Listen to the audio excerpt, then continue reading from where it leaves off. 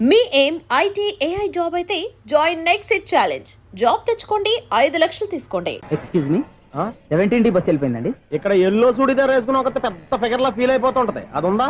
లేదు సార్. అయితే బస్ కూడా వెళ్ళిపోయింది. ఏరా రోజు మా చెల్లిని టీస్ చేసి ఏడిపించేది నువ్వే కదరా?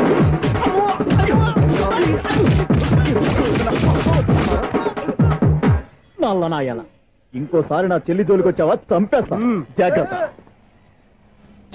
ఫోన్లే కదా అని మాట సాయం చేస్తే దెబ్బలు తినాలా? అందుకే ఈ రోజులు ఎవడో సాయం చేయట్లా. బాగా కుమ్మినట్టున్నారు. వద్దన్న మొహమాట పడి గట్టి కుమ్మేరు. బస్ వచ్చింది పద. చిల్లర ఉన్న వాళ్ళే ఎక్కండి, చిల్లర ఉన్న వాళ్ళే ఎక్కండి. నీ దగ్గర ఉందా? లేకగా మరి లేకుండా నువ్వెందుకు ఎక్క? దిగా. Right right. నువ్వు ఉండే ఈయంతో కూడా ఏంటి? అభిడ్స్ టికెట్లు ఇవ్వండి.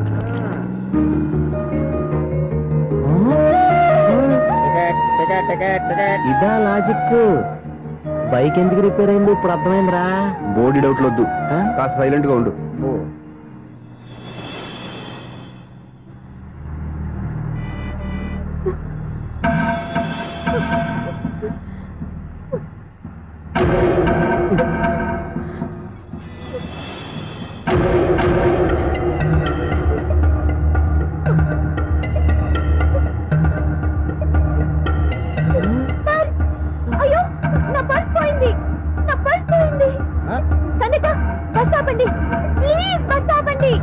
డబ్బులున్నాయా పరుసులో? పరుసులో డబ్బులు లేకపోతే కూరగాయలు ఉంటాయా?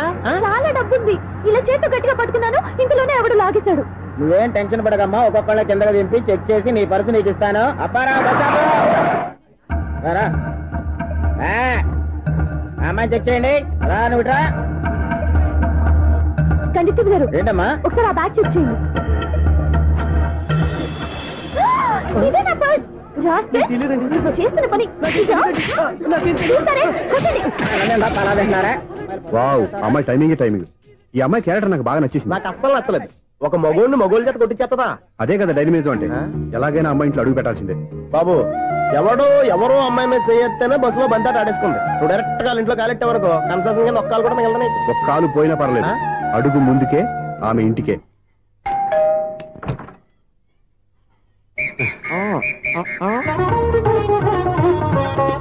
ఏంటి తాంబూలం దేనికి? నీకు కదలే, మాస్టర్ గారు. నాన్నగారు ఇంట్లో లేరా? ఎవరు? ఓ నమస్కారం మాస్టారు. నమస్కారం. అరే ఏంటిది? ఎవరు నువ్వు? నన్ను గుర్తుపట్టలేదా మాస్టారు? నేను సూర్యని. సూర్య? అదేనండి, 1990 సంవత్సరంలో పాలకొల్లో వివేకానంద స్కూల్లో మీరు టీచర్ గా పనిచేశారు కదా? చేశాను. అదే సంవత్సరం మీ దగ్గర నేను 10th క్లాస్ చదివాను, గుర్తుందా సార్? ముందు నువ్వు ఈయన దగ్గర చదివేలేదు, గుర్తు తెచ్చుకో. రేయ్, ఆలు గుర్తున్నంత కాలం వాటిని దిద్దించిన మాస్టర్ని ఎవరు మర్చిపోర్రా? మరి నేను మర్చిపోయానే. నువ్వు గురుద్రోహివి, దేశద్రోహివి. నీకు నాకు తేడా లేదంట్రా. అప్పట్లో నేను బాగా పూర్ స్టూడెంట్ మాస్టర్. మీరు ఒక దెబ్బ కూడా కొట్టకుండా ఓపిగ్గా దారిలో పెట్టారు. అందుకే ఫస్ట్ క్లాస్ లో పాస్ అయ్యాను. ఓ పెద్ద కంపెనీలో జనరల్ మేనేజర్ అయ్యాను. ఇప్పుడు కూడా నన్ను గుర్తుపట్టలేదా మాస్టర్?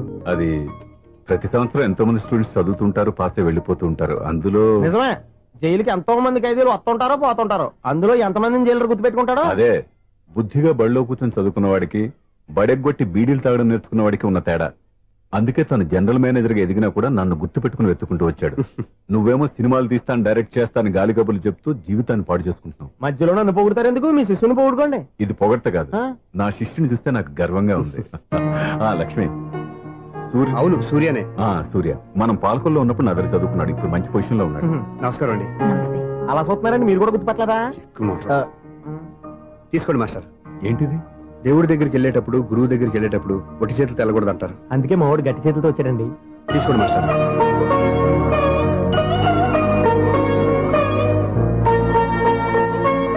ఏంటండి ఇది? గంపెడు పూల కంటే భక్తితో ఇచ్చే ఓ గడ్డి పువ్వు గొప్పది. నువ్వు ప్రేమతో ఇచ్చిన ఈ 1 రూపాయి నాకు 1 కోటి రూపాయలతో సమానం. స్వప్న, లోపల పెట్టమ్మా. ఈ పూలు మీరు పెట్టుకోండి.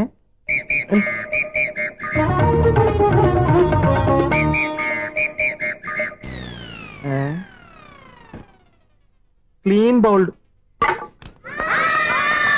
అంటే బయలుదేరా ప్లేయర్. ఏంట్రా ప్రతివాడు పెద్ద సచిన్ తెండూల్కరే. ఎన్నో ఏళ్లు గతించిపోయినవి. ఇదిగోనయ్యా బల్బు, ఇదన్నా కొంతకాలం ఉంచుతావా, రాత్రిగా పగల కొడతావా? అంత కరెక్ట్ గా ఎలా చెప్తారు సార్? రోజు ఉండే బ్రేకింగ్ ఇది. నేనేమన్నా కొత్త విషయం చెప్పానా? ఎలా చెప్పమంటారు సార్? మనుషులు 60 ఏళ్ళు బతుకుతలేదు, ఏమన్నా అంటున్నా సార్? అక్కడ ఉన్నట్టుంటాను. ఏమంటావు? అదే ఎప్పుడు వెలుగుతో ఎప్పుడు మాడిపోతే ఎలా చెప్పగలరు సార్? అందుకే కదా నేను నోరు తెరిచి ఆశ్చర్యపోయేది. సరే గాని రోజుకో బల్బు ఎందుకు బయటపోతుందంట? చెప్పాను కదా, ఎన్నిసార్లు చెప్పను. ఏంటి ఆ మాట ఇద్దరు చెప్పు. High voltage problem sir. ఆ మాట మెల్లగా కూడా చెప్పొస్తాయా? హై వోల్టేజ్ అయితే ట్రాన్స్ఫార్మర్ పోవాలి, ఫ్యూజ్ పోవాలి, కానీ బల్బు ఎందుకు పోతుంది? అంటే కృష్ణాష్టమి రోజు ఉట్టి పగలు కొట్టినట్టు నేనే పగలు కొట్టేస్తున్నాను అంటారు. అది కాదయ్యా, నువ్వు కాకపోతే ఇంకో పనికి బాగా ఎవరన్నా పగల కొడతా. ఇది బాలండి. బాలు సరే, సౌండ్ లేకుండా వచ్చిందే. సౌండ్ చేస్తూ రావడానికి ఇదేనా అంబులెన్సా? అంతేలే, బాలుకు సౌండ్ ఎదుగుతుంది. సరే, అంత ఫాస్ట్ గా వచ్చే బాల్ ని లటక్కులు పట్టేసావంటే నీ ఐపవర్ అయ్యా. నా ఐపవర్ ఇప్పుడేం చూసారు? నైట్ టైం చూడాలి. ఇదిగో ఎందుకంటే మొహానికి చేయడం పెట్టుకుంటావు, ఏం పండుకోకూడదా? నేను మీకులా కదండి. బాగా చెప్పావు. కానీ నాకు ఒక విషయం అర్థమైందిలే. ఏంటండి? బల్బు ఎందుకు పగులుతుందో నాకు అర్థమైందిలే. ఇది నీ పని కాదు, పిల్లల పని. ఈ పిల్లల సంగతి రేపు మీటింగ్ లో పెట్టి తెలిసేయాలయ్యా. రాత్రి ఒకసారి వచ్చి కనవచ్చు. రాత్రి నేను మీకు కనిపిస్తాను కానీ మీరు నాకు కనిపించొద్దు. అది కాదయ్యా, ఎందుకంటే నచ్చుతావు, పెద్దగా మాట్లాడు. ఈ వాచ్మెన్ ఒక్కసారి చెప్తే 100 సార్లు చెప్పినట్టే. ఈ బల్బు పెట్టినాయండి ముందు నన్ను. ప్రతివాడు అనుకుంటే ఇక నా పరిస్థితి ఏంటి?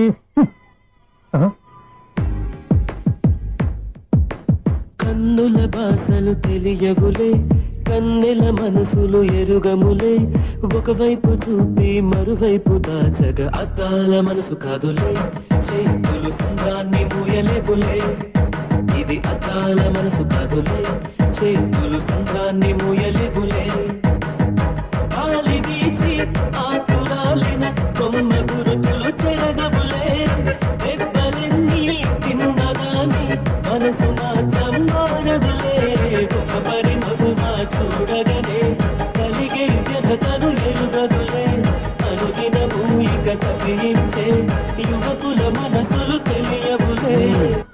సౌండ్ లేకుండా చూసుకున్న చాలు, ఇక దయచేయండి. అరే జావో నాజీ, ఊరికే చూసుకోకపోతే ఏదైనా ఒక పాట పాడుకోవచ్చు కదా.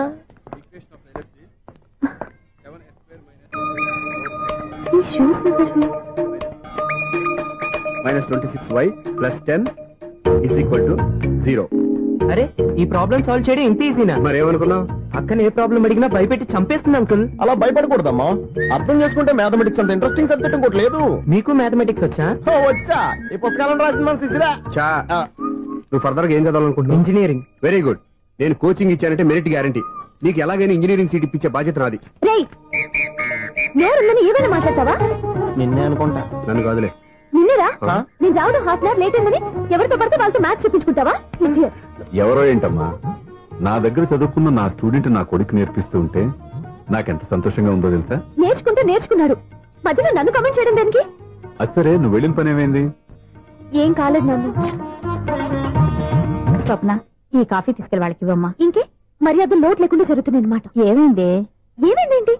అతను ఎవరో ఏంటో పూర్తిగా తెలుసుకోకుండా గడుపులోకి ఎందుకు రానివ్వాలి? ఎవరో ఏంటి, మీ నాన్నగారు స్టూడెంట్ అని చెప్పాడు కదా. మనిషి మంచివాడు, మర్యాదస్తుడు, పైగా మన కుటుంబం అంటే. చాలు చాలు ఈ ఉపన్యాసాలు, వెళ్ళి కాఫీ సమర్పించుకో. నీకు ఈ మధ్య పిచ్చికోపం ఎక్కువైంది. పిచ్చి నాకు కాదు, నీకు పట్టింది.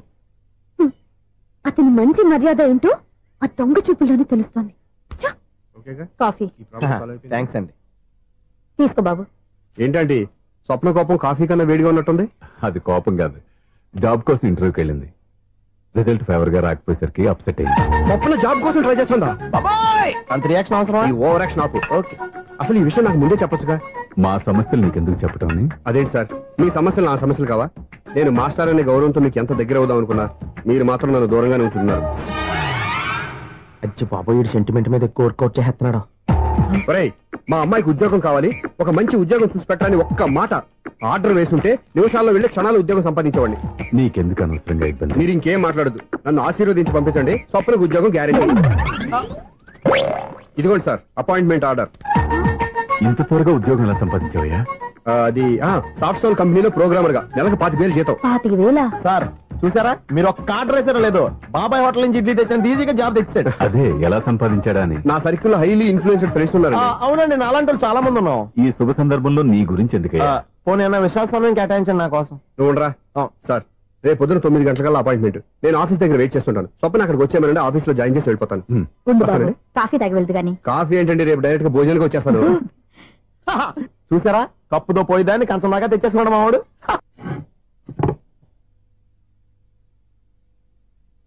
అన్నం పెట్టనా? రామ్మా కూర్చో. చాలమ్మా.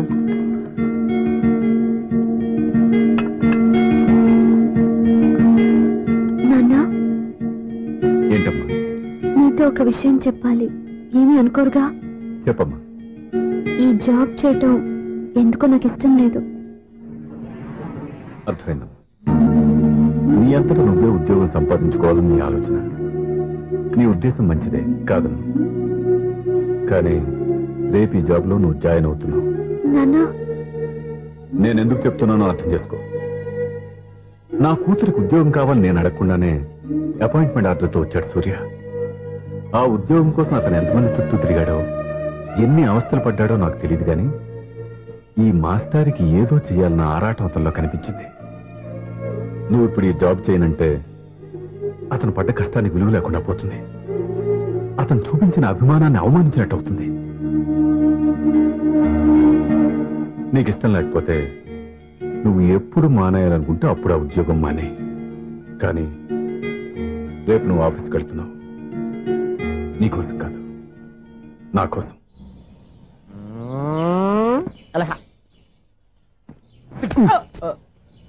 టైం అయిపోతుంది, ఇంకా మీ మిస్సం రాలేదటి. టైం ఉంది, ఇంకా 3 నిమిషాలు ఉంది. 3 రోజులు వెయిట్ చేసిన వస్తుందని నమ్మకం నాకు లేదు. నాకు నమ్మకం ఉంది స్వామి. నీకు ఓపెనింగ్ నుంచి నమ్మకం ఉంది, నాకు శుభంగా అడ్డాక నమ్మకం లేదు స్వామి. శుభమాని అమ్మాయికి ఉద్యోగం ఇప్పిస్తుంటే రాదు, నమ్మకం లేదంటావు. అపశకునాల పక్షి. ఏయ్, ఈ టైటిల్ అయితే చాలా బాగుంది. అపశకునాల పక్షి, కింద క్యాప్షన్ రెక్కలేవు. ఎలాగుంది? వచ్చేసింది. అయ్యి బాబోయ్, ఈడేంటి రాజధాని ఎక్స్ప్రెస్ కంటే ఫాస్ట్ వెళ్ళిపోయాడు. రండి రండి. ఇప్పటిదాకా మీ గురించి ఫిలిం బాక్స్ కోసం వెయిట్ చేస్తున్నాం. వస్తారని నేను, రారని ఆడు. పెద్ద మినీ పేటింగ్ అయిపోయింది అనుకోండి. నేను రానని ఎందుకు అనుకున్నారు? వచ్చేదాకా వస్తారని తెలియక. Good morning Swapna. Good morning. నేను చెప్పానా ఈవిడి గురించే. Good morning. నేను ఈ కంపెనీ రీజనల్ మేనేజర్ని. సార్, మీరు బయటకు వచ్చి రిసీవ్ చేసుకోవడం ఏంటి? మా నోడు తలుచుకుంటే మీకోసం సీఎం అని కూడా ఇక్కడ తెచ్చేస్తాడు, సెక్యూరిటీ లేకపోతే. కొంచెం ఓవర్ అయినట్టుంది. ఈ సీన్ కంత అవసరమా? మీరు రండి. Okay sir.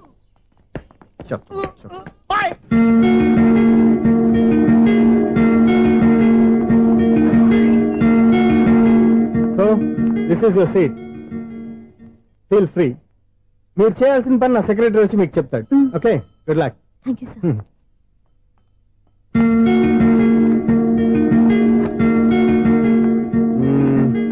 రూమ్ చాలా చిన్నదిగా ఉంది కదా, చేంజ్ చేసేద్దామా? ఎక్స్క్యూజ్ మీ, జాబ్ చేసేది నువ్వా నేనా? నువ్వే అనుకో, కానీ వర్క్ చేసేటప్పుడు కొంచెం కన్వీనియంట్ గా ఉంటుంది కదా అని. నాకు లేని ప్రాబ్లం నీకెందుకు? కరెక్టే కదా, వస్తాను. హలో, ఫ్రాంక్ గా చెప్పాలంటే ఈ జాబ్ చేయడం నాకు ఇష్టం లేదు. కానీ మా నాన్నగారికి తోకలవ్య శిష్యుడిగా నువ్వు ఒకటివి దొరికావు. ప్రపంచంలో నాకు గొప్ప శిష్యుడు దొరికాడని ఆయనేమో ఒప్పిపోతున్నారు. జాబ్ చేయాలని ఆయన పట్టుబడితే విధి లేక విరక్తితో నేను ఇక్కడి దాకా వచ్చాను. నువ్వు ఇక్కడికి వచ్చి ఇది చేంజ్ చేసి అది చేంజ్ చేస్తే నా మనసు చేంజ్ అవుతుంది అనుకోవద్దు. 1 మినిట్. మళ్ళీ ఈ కంపెనీలో నేను చూశానంటే ఇమ్మీడియట్ గా జాబ్ కి రిజైన్ చేస్తాను. మేషం, వృషభం, మిథునం అనుకోని వ్యక్తులు తారసపడతారు. మనకెవరు అనుకోని వ్యక్తులు తారసపడతారు ఈ రోజుల్లో? ఈ సెకండ్ గడుస్తున్నాడు వీడు దరిద్ర బ్రెయిన్ తో ఏ వీక్ పాయింట్ లాగుతాడు. ఇప్పుడు ఎవరు చేయటం? Hello hello hello. ఏంటిడు ఫోన్ రింగ్ అవ్వకుండా అలవనేస్తాడేంటి? వీడేంటి వాడి పెదవులు వాడే కొరుక్కుంటూ ఏదో ఆలోచిస్తున్నాడు. ఎక్కడో ఏదో డిఫెక్ట్ ఉంది, చెప్తా. హలో, నేనయ్యా సెక్రటరీ మాట్లాడుతున్నాను. స్వీపర్ అనుకుంటున్నావా ఏంటి? ముందు మీరు ఫోన్ మాట్లాడండి, తర్వాత మనం మాట్లాడుకుందాం. ఓకే ఓకే, తర్వాత మాట్లాడుకుందాం. ఈడేంటి నేను చెప్పిందే ఫోన్ లో వేరేవాడితో చెప్తాడు. ఏంటి బాబు, రాగానే ప్రాబ్లం ఏంటో చెప్పాలి. అనుమానంగా అలా చూస్తున్నావేంటి? డ్రైనేజ్ ప్రాబ్లం అండి, సంవత్సరం నుంచి చెప్తానే ఉన్నాను కదా. అయితే రైల్వే స్టేషన్ లో రిపోర్ట్ చెయ్యి, నాకు చెప్తావేంటి? అసలు నేను అడిగిందేంటి, మీరు చెప్పేదేంటి? సింక్ లేకుండా మాట్లాడతారేంటండి? సింక్ లేకుండా మాట్లాడుతున్నాను. ట్రైన్ గురించి కదా నువ్వు అడిగావు. అదిగో మళ్ళీ నేను డ్రైనేజ్ అంటుంటే మీరు ట్రైన్ అంటారేంటండి? డ్రైనేజీయా? ఎక్కడో లిప్పు తెగిపోయింది. నువ్వు మాట్లాడింది నాకు అర్థం కాలేదనుకుంటున్నావా? నేనే కామెడీగా ఉంటుందని కొంచెం కామెడీ చేశారంతే. ఇదేంటి నేను మాట్లాడుతుంటే ఫోన్ ఒక్క చూస్తున్నాడేంటి? హలో, నేను ఇక్కడ మాట్లాడుతుంటే నా ఫేస్ చూడకుండా ఫోన్ ఒక్క చూస్తావేంటి? ఫోన్ రింగ్ అవుతుంది అక్కడ. ఇదిగో నాకు వినపడలేదనుకున్నావా? నిన్ను పంపించిన తర్వాత ఫ్రీగా మాట్లాడుకుందామని. అది నువ్వు వెళ్ళు, ప్లంబర్ వస్తాడు. Bye. Hello, secretary of Vinayaka apartments speaking. నాకు గుండు సూది కింద పడ్డా వినిపిస్తుంది తెలుసా?